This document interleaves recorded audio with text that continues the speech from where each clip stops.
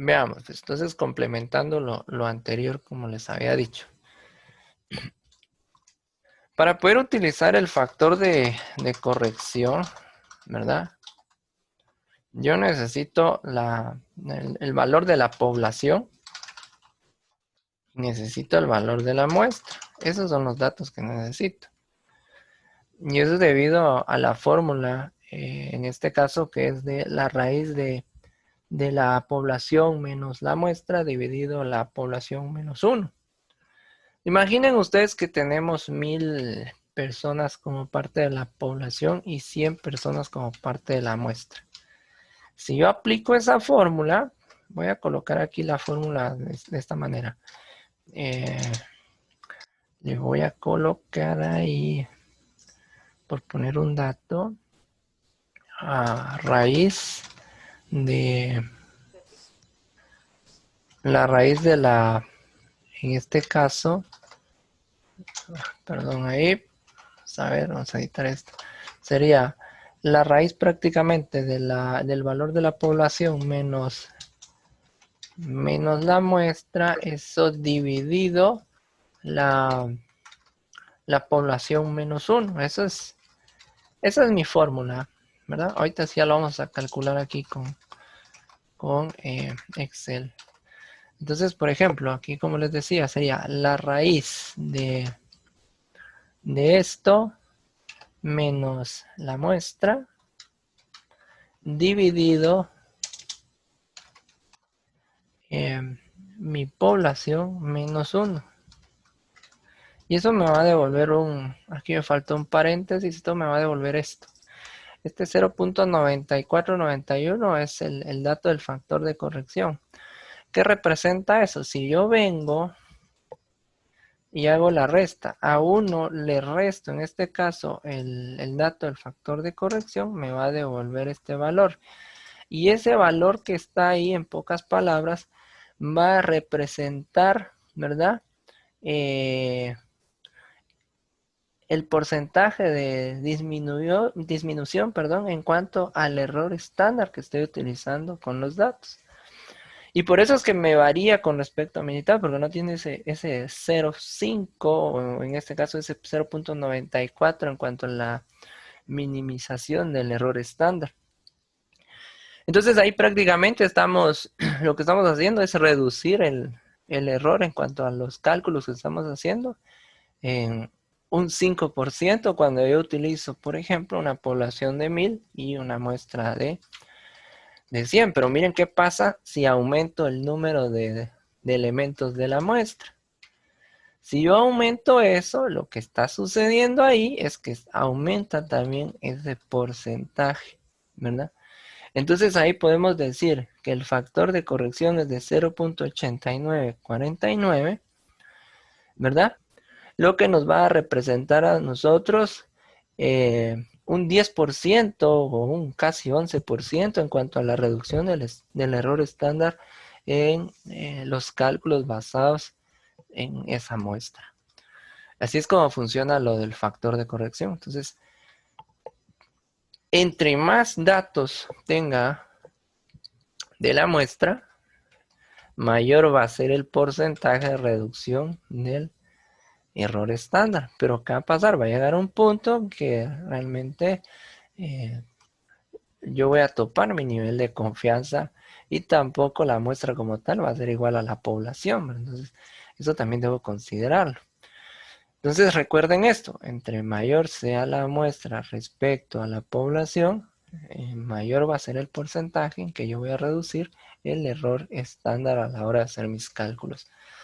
Y entonces aquí también puedo ver yo y generar la razón entre la muestra y la población, puedo hacer la división, entonces me va devolviendo valores. Imagínense, aquí me da un 0.3, ya va aumentando también. Si yo le doy a 200, me da un 0.2. Si yo le doy 100 aquí, ya me dice un 0.10. Todavía necesitamos ahí el factor de corrección y así sucesivamente. Entonces, si la razón en este caso excede el 5%, el 0.05, yo voy a hacer uso del factor de corrección como tal. Por eso es que lo estuvimos aplicando en los problemas o el problema que les planteé anteriormente. Otro aspecto que debemos considerar es la parte de la elección del tamaño apropiado de una muestra. Ya sabemos que es importante obtener o utilizar una muestra adecuada cuando estamos realizando una investigación, y eso es debido a que uno, pues podemos generar gastos, en este caso, que no deberían darse si nosotros hacemos una buena selección de muestra, porque a la larga tenemos que invertir en este caso en el material que vamos a utilizar para encuestar, el tiempo para ir a encuestar, las personas para ir a encuestar. Entonces, para una empresa que esté realizando algún tipo de estudio, por ejemplo, un estudio de mercado representa un gasto, para una investigación de campo representa un gasto. Entonces, yo debo estimar adecuadamente el tamaño de la muestra. Y aquí les plantean esto, una preocupación que surge a menudo al diseñar un estudio estadístico es los elementos que debe haber en una muestra, y es lo que les estoy mencionando. Si la muestra es demasiado grande, esto va a representar a la larga dinero. Dinero para la empresa, dinero para la persona, lo que les decía. Entonces nosotros debemos tomar en consideración algunos aspectos a la hora de estar trabajando con el cálculo para obtener una muestra adecuada. Y estos factores, en este caso, para poder definir el tamaño de la muestra son estos: el tamaño de la población, el nivel de confianza deseado, el margen de error que el investigador, va a tolerar, y ese margen de error pues ya lo vamos a establecer también de acuerdo al nivel de confianza, la desviación estándar en la población o la variabilidad en este caso con respecto a la población que estamos estudiando. Entonces, esos son algunos de los aspectos que yo debo tomar en cuenta a la hora de estar buscando una muestra adecuada. El tamaño de la población es importante. Nosotros tenemos que tener bien definido en este caso, a los individuos a los que nosotros vamos a poder, en este caso, encuestar, o de la muestra o la población también dependerá prácticamente de nuestro grupo objetivo, si queremos verlo de esa manera. Y ese grupo objetivo va a ser evaluado de acuerdo a las características similares que puedan tener, ¿verdad? O de acuerdo también al planteamiento del tema de investigación. Entonces aquí vamos a tener dos tipos específicamente relacionados a la población como tal. La población objetivo que les estaba mencionando, y la parte de la población accesible, ¿verdad? Muy bien. Entonces, esos son dos aspectos que debemos considerar nosotros a la hora de estar trabajando con la población, ¿verdad? La población objetivo tiene características, en este caso en común, que nos sirve específicamente para poder hacer una evaluación bastante, en este caso, específica, o aquí también le van a llamar población teórica.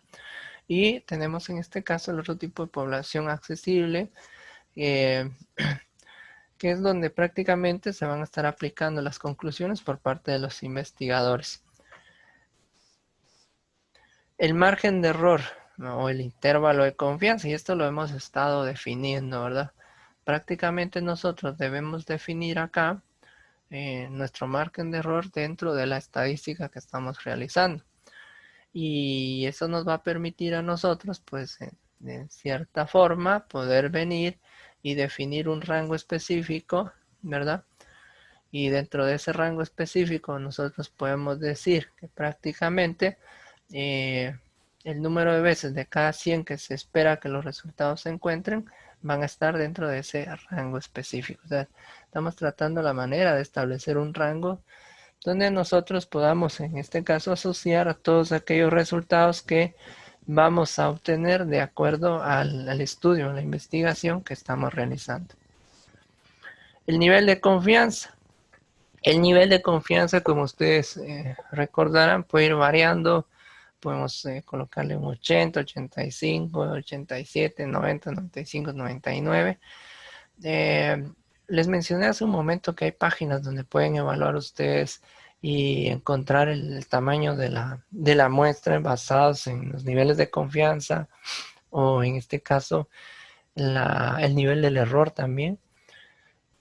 Pero normalmente también están limitados. Por ejemplo, pueden decirnos que vamos a establecer una muestra en base a un 90, 95, 99% de acuerdo al nivel de confianza, o pueden ser un poquito más bajos, pero todo dependerá de donde estemos nosotros buscando la aplicación del cálculo de la muestra.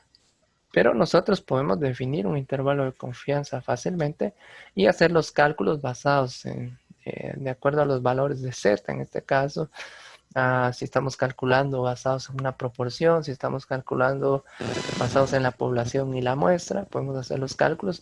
Tenemos las fórmulas para poder hacerlo y eso nos facilita también el poder generar un nivel de confianza y obtener los datos dentro de, en este caso, los intervalos de confianza que también vamos a establecer. Esos intervalos de confianza nos permiten ver si los datos o los resultados obtenidos, como les decía, están dentro del mismo, ¿verdad? Y pueden ser aceptados o no.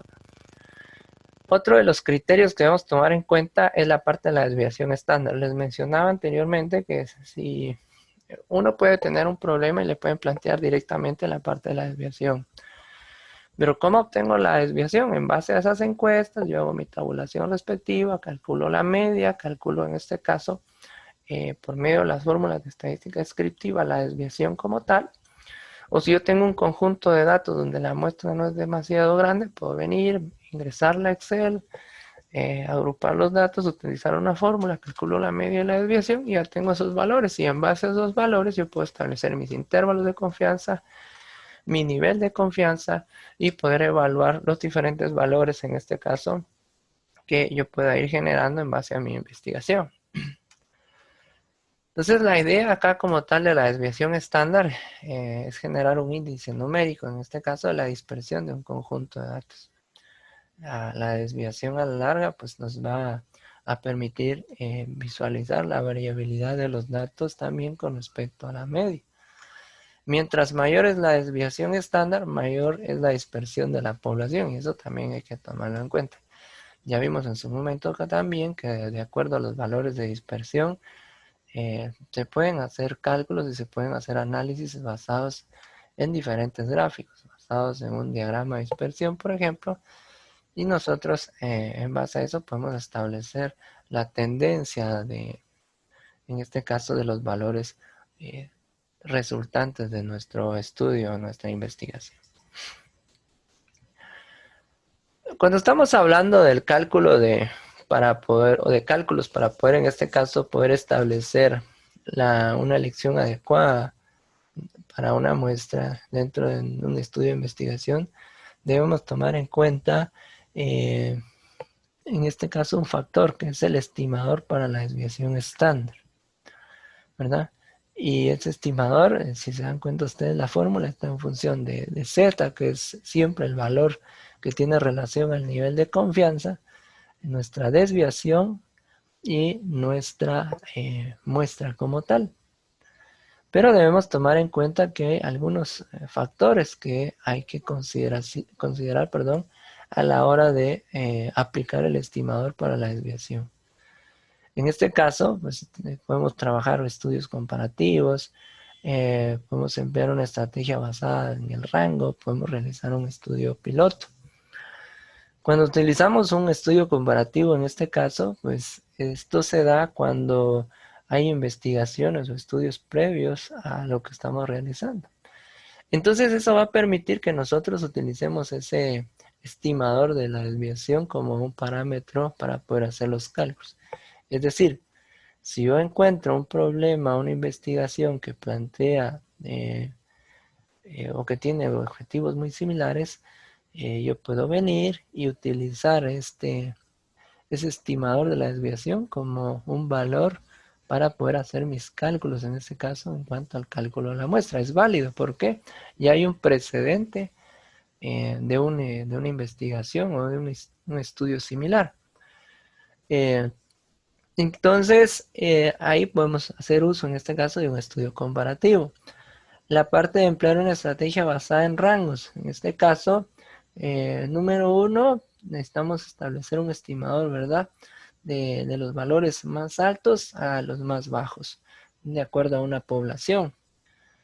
Pero la idea en este caso de emplear la estrategia basada en el rango es que nosotros podamos venir y tener un rango de valores también que nos permita a nosotros poder estimar una muestra como tal. Esto sería otra opción a la hora de utilizar esta estrategia. Y el realizar un estudio piloto en este caso, pues es uno de los métodos más comunes y de los que más se utilizan en el medio. La idea del estudio piloto como tal es, en este caso, pues permitirnos estimar un número de horas, por ejemplo, un número, en este caso, de personas que podemos nosotros evaluar y tomarlo como muestra. Es decir, puedo venir yo, generar una mi muestra aleatoria y empezar a hacer cálculos y verificar si me da un estimador, en este caso, que pueda estar dentro de un intervalo de confianza adecuado. Pero tendría que hacer yo una prueba piloto basado en un cálculo. Entonces, la idea de esto es que nosotros a través de un estudio piloto podamos, en este caso, encontrar o calcular la desviación estándar de acuerdo al tipo de proyecto o de acuerdo a los objetivos, en este caso, de nuestro proyecto.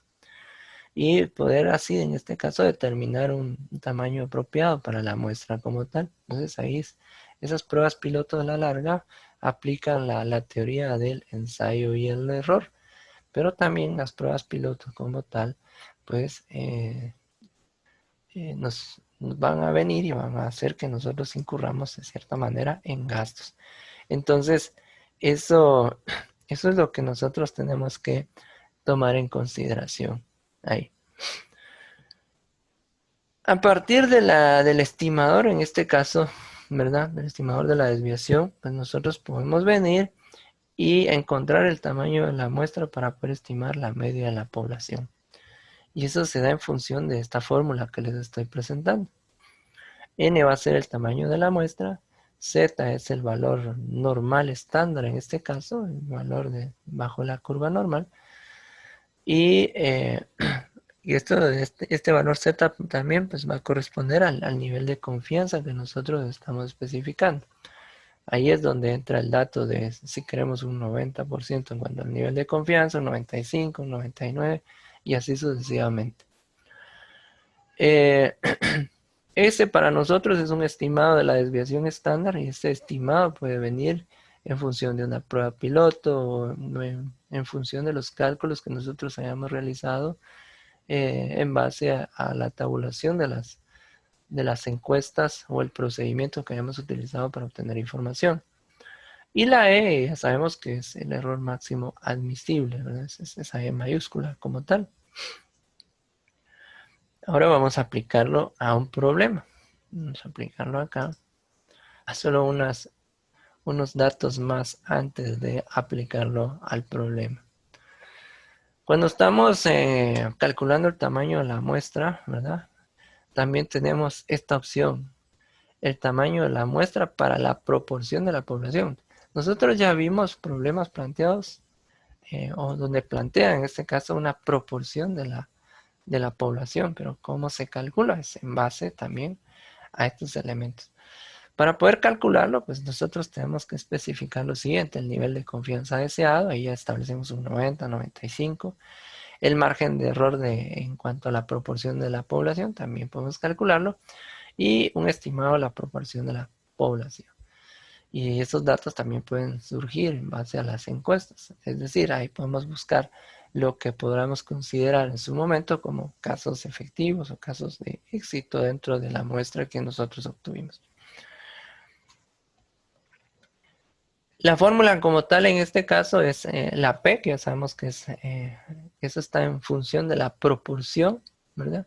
Pero también en algún momento les dije yo que los cálculos como tal de la proporción estaban también en función de la distribución de probabilidad binomial, donde está el éxito y el fracaso. Resulta que esa proporción nosotros podemos obtenerlos basados en un estudio previo y fácilmente podemos venir y aplicarlo. Si nosotros desconocemos esa proporción o no la tenemos, simplemente vamos a asumir que es del 0.5. Entonces, eso debemos tomar en cuenta. Si yo no tengo esa proporción o no tengo esa probabilidad de éxito, yo vengo y asumo que es del 50%. Si yo no tuviera un estimador basado en una prueba piloto anterior, o si yo no pudiera obtenerlo, pues simplemente vengo yo y defino un 50% para ese valor. Y si ustedes se dan cuenta, pues a la larga tiene su razón de ser. El 50 pues me representa prácticamente la mitad para el éxito y la mitad para el fracaso. Simplemente lo están nivelando a un punto intermedio. Veamos el ejemplo acá. Dice, un estudiante de administración pública quiere determinar la cantidad media que los miembros de los consejos ciudadanos de las grandes ciudades ganan al mes como remuneración. El error al estimar la media debe ser menor de 100 quetzales, con un intervalo de confianza del 95%. El estudiante encontró un informe del Departamento de Trabajo en el que la desviación estándar se calcula en 1000 quetzales. ¿Cuál es el tamaño de la muestra requerida? Vamos a ver si aquí me está... Ahí tenía una de más. Ahora veamos acá. Aquí hay varios datos que me están dando nosotros. Me están dando el error a estimar, o E en este caso, que es de 100. Me están dando el intervalo de confianza o el nivel de confianza del 95. Ahí puedo encontrar Z fácilmente. Y también me están dando el valor de la desviación.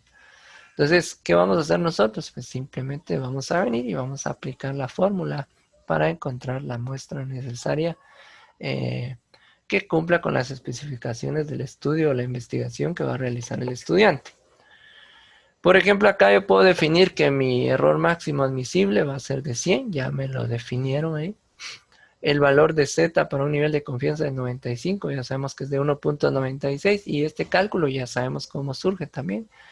El 0.95 dividido 2, el valor lo vamos a ubicar en la tabla de la curva normal y ahí vamos a encontrar la intersección de datos para Z, que es de 1.96. El estimador de la desviación estándar, en este caso, va a ser de 1000, que nos lo dan, también nos lo proporcionan. Y cuando sustituimos los valores en la fórmula como tal, pues lo que nos va a devolver ahí prácticamente es el valor de la muestra.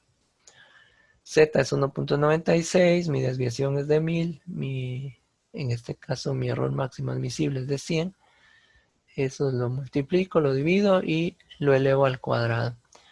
El resultado final que me va a dar ahí es de 384.16. Realmente no puedo venir y decir solo voy a pasar 384 y una parte de una 300 de la encuesta número 385. Entonces tengo que venir, redondearlo a un valor entero. Entonces podemos decir que nuestro valor o el número en este caso de elementos para nuestra muestra va a ser de 385, ya redondeándolo, ¿verdad? Y así es como yo obtengo el valor de la muestra. Pero aquí hay datos específicos que me están dando. Pero también están las fórmulas necesarias para poder obtener esos datos. A la larga, esas fórmulas son las que son utilizadas para los cálculos como tal en cuanto a la definición de las muestras. Algunas alternativas planteo yo aquí, pues prácticamente si modificamos algunos valores para el problema anterior, por ejemplo, si el estudiante quiere aumentar el nivel de confianza, miren lo que va a pasar con esto, y esto lo expliqué al principio con lo de Excel. Si queremos aumentar el nivel de confianza, por ejemplo, a 99%, entonces lo que va a pasar ahí es que ese nivel de confianza va a hacer que el número de muestras aumente considerablemente. Entonces, a la hora de hacer el cálculo, volvemos a utilizar la misma fórmula de n para encontrar el número de la muestra. Ya no uso el 1.96, sino que debo usar el 2.58 y eso va a hacer que a la larga el número de encuestas o encuestados en este caso pues aumente considerablemente.